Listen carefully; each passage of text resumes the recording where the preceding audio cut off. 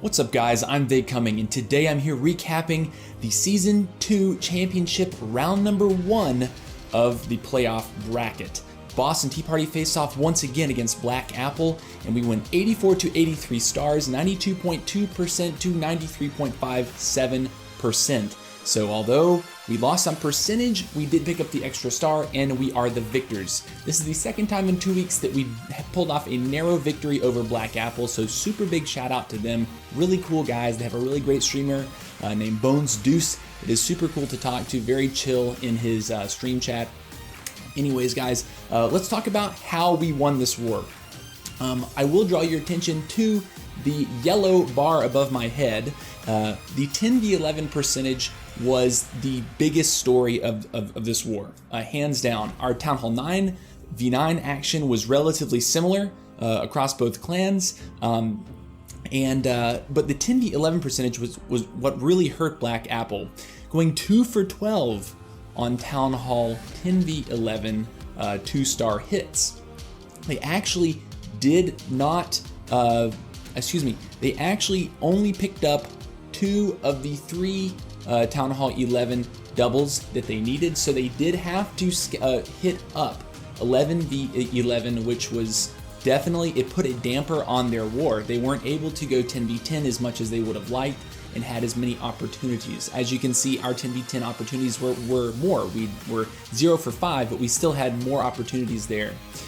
Anyways, so let's get right into the 4 greatest attacks of this war. And the first one that we're going to look at will be Squirtle, I believe, hitting, which one was it, number 12? Yes, Squirtle hitting number 12.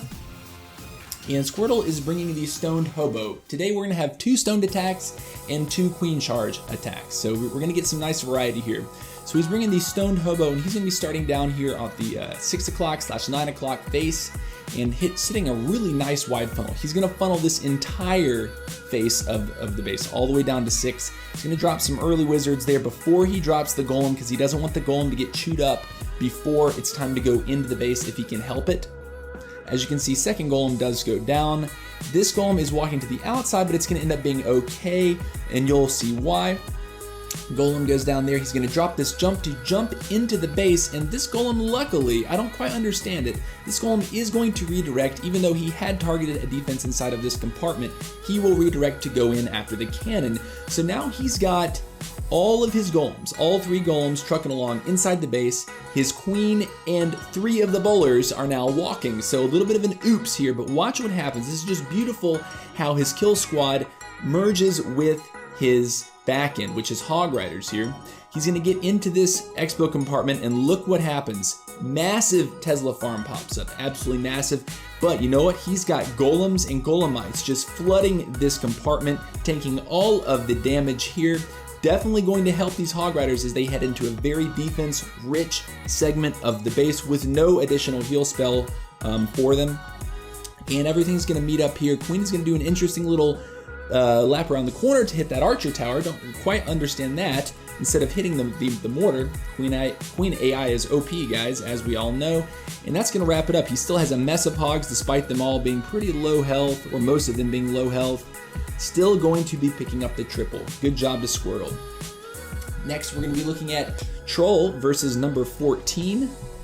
And Troll here is going to be bringing the Stoned Logo Bowl. Now, this is a very unique attack strategy that you don't see very often, at least in our clans and in our league. We don't see Logo Bowls very often, but essentially it's identical to the Stoned Hobo, except your back-end troop is loons instead of Hog Riders. So the base features that you're looking for, you can't just say, okay, well, I want to take loons instead of hogs on every base. No.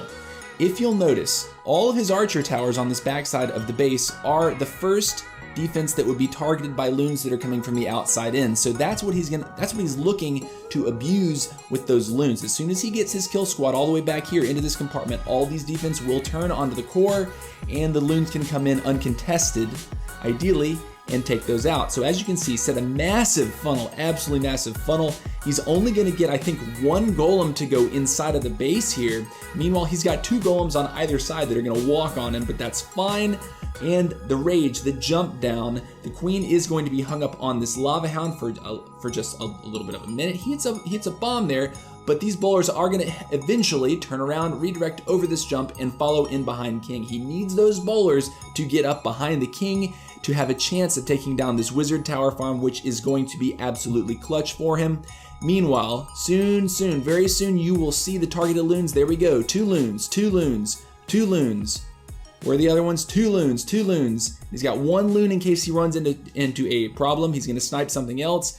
But everything is distracted. As you can see, those double loon drops come in very nicely, very cleanly, and clean house for him there. Good job to troll in a cage. I loved that attack. Very unique, perfect base recognition. Well executed as well. Good job, bud. Swag poison. All right, so the next attack that we're going to show will be me. I will be hitting number 22 with the AQ charge Lalo. So this is one of the 2 AQ charge attacks that we'll be showing. And this went really well. And but there was one little snag, and I'll explain to you how I was able to recover from that. So queen is going to start over here at 9 o'clock, and her mission is going to be walk towards 6 o'clock, and I'm going to quad quake this set of walls right here to allow her access to this core. And in order to force her to go in, I will be dropping a couple wizards and a king right here to basically clear this trash right ahead of her, so that she has no choice but to go in. So let's see how this ends up working out. The funnel is good for the queen. She is going to go right as I had planned, and I'll have to drop an early rage spell here to make sure she's topped off before she encounters the queen and 2-point defenses. If I had encountered that queen when her health was low, I probably would have had to use the ability there, and I didn't want to do that. I wanted to have the ability for the end, the oops, gotta get out of trouble. Now watch what happens. Quad Quake is down, and the wall, this last tile, doesn't actually end up opening. So I'm thinking, oh my gosh, what do I do? So as you can see, I popped the king's ability early. He hasn't taken any damage. This archer tower is aiming at the queen. He hasn't taken any damage whatsoever, but I know that if I don't clear this trash out before this lava hound is destroyed, which by the way was actually the MVP saver of this raid, if this trash isn't gone, she will walk around and completely miss this beautiful quake that gives her access to the entire base. So I popped the king ability early. Let's see how this works. And the idea, the hope, is that these wizards will step up and take this archer tower, and they actually get a little bit of a bonus. I didn't expect them to get this air defense, but they do. So there's 2 wizards sort of clumped right here. They're going to step up, get this air defense. The king is still clearing trash. And as soon as that AD goes down, we know that the queen is going to go into this base. So 2 minions down to help deal with pups. I'm going to rage her shortly so she can beat through the wall, get after these defenses, and keep going. So she does get a little bit low, but she's only got that cannon. I'm pretty good with timing. If there's only 1 defense on her, I felt pretty confident that I was okay there. So I held that rage as long as possible. She's going to rush up. Now, in the core of the base, I need her to get both expos and at least that air sweeper. That is the biggest thing. If she can get that air sweeper, it's going to make the Lalo absolutely fine. And I planned on not using any spells for my Lalo. Again, dangerous if you don't have a really solid plan for it. But look what's left. After she takes out these sweepers here, look at the path of defenses that is left. It's this nice sort of straight line around the outside of the base. Nothing complicated, nothing that's going to require the loons to backtrack or anything like that. So here come the loons. I pop the ability early in order to beat down that air defense so this hound can survive a little bit longer, give these loons a little bit more of an opportunity to catch up because they don't have hastes. They're going to be a little bit slower than the rest of the army. Meanwhile, I did drop the minions early to start that cleanup process so we didn't run into a time issue. That's looking really good. Single minions on those buildings up there are actually going to save this raid. This was, I think, actually only a couple seconds before disaster. I think it ended with only like 2 seconds on the clock. It ended with like I think it was a 2 minute and 58 second raid. So very close, but the only reason that it was so close is because the queen got hung up on this wall. She didn't have to take extra time to beat that wall. This would have been absolutely dominant, no problem whatsoever. So GG to me, and let's move on to the last attack of this recap. It'll be Q-Tech, my boy, my baby boy, hit number 29 with the AQ Charge Lalo. And this was just a really interesting base to begin with, and when I saw the stack, I was like, yeah, Q-Tech would hit something like this. Q-Tech sees this, and his mind just gets going. He gets cooking, man. He's got a great brain for good attack planning. Love to watch his attacks. So anyways, he's setting a really easy funnel with a king and an archer. He started that archer on that corner just to make sure he wasn't gonna have to clean up at the very end. That's always smart. I really like it when people set those cleanup troops at the beginning of a raid instead of waiting till the end, because oftentimes you can forget. And sometimes getting that extra little archer, even to come in from like a corner hut into a trash building like that, it can make a difference at the very end when you're struggling to clean up if the raid has been close. Meanwhile, he takes out Queen very easily with a poison. He's gonna break in here, actually a rage break in just a second to get in here, and he's gonna be looking at these defenses in that air-to-air defense. So very good job there. The second layer break doesn't actually happen, but it's okay. That was actually a really great place for a big bomb, because that really shut down that plan for him there. And the queen is going to step over and get hung up on some walls. Meanwhile, he has lured the baby dragon and the witch out of the clan castle, and he's going to be hoping to deal with that using his queen. So he's got to wait, because the baby dragon is going to the BK right now. And as soon as the BK falls, the baby dragon and the witch will turn onto queen, and she's going to have that poison coming down. Very nice, very good there. Not rushing that poison, recognizing the baby dragon had to still come over before he dropped that. Very good job to Q-Tech. Awesome job. Man, those witches spawn a lot of skeletons.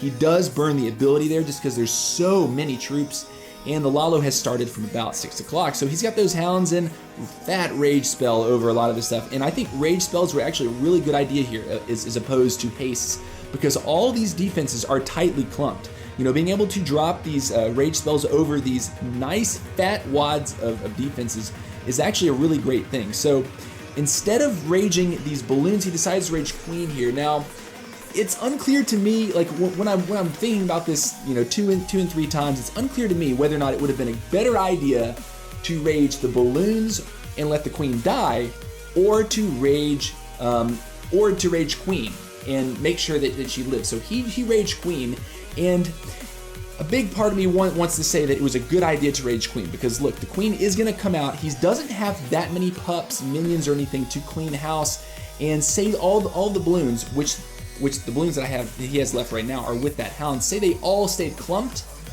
he would not have cleaned up. So he needed that queen to be alive in order to split off from the balloons to clean house for the end of this raid. So great job to Q-Tech. We'll go ahead and 4x this. Nice raid, my friend. Guys, I'm going to show a really important graphic over here to my right, your left. This is the playoff bracket that we are in. If you'll notice, these numbers that are beside clans' names, these are the seed numbers for each conference. So for example, number 1 seed in the opposing conference, Chaos Hammer, they fell. And if you look at every single one of the matchups on either side of this bracket in both conferences, each war this weekend was an upset. The higher seed lost to the lower seed. So this is a really unusual thing, seeing all of the higher seed teams lose to the lower seed teams. So BostonTeaParty pulling out a nice upset over Black Apple, and looking forward to next week against our next opponent. I believe that will be Forbidden. Anyways, guys, I hope you enjoyed the recap. Give us a nice, cheer us on, man. Give us some good vibes. We're feeling hot. The end of that war was so hyped. 600 people tuned in for our stream, guys. 600. I never imagined 600 people would be watching this team do anything. I mean, last year, we've come so far, and I really want to give major kudos to our guys at BostonTeaParty for really growing and just stepping up to the plate and just becoming the team that we are now. Anyways, guys, once again, hope you enjoyed it. Take care. See you later.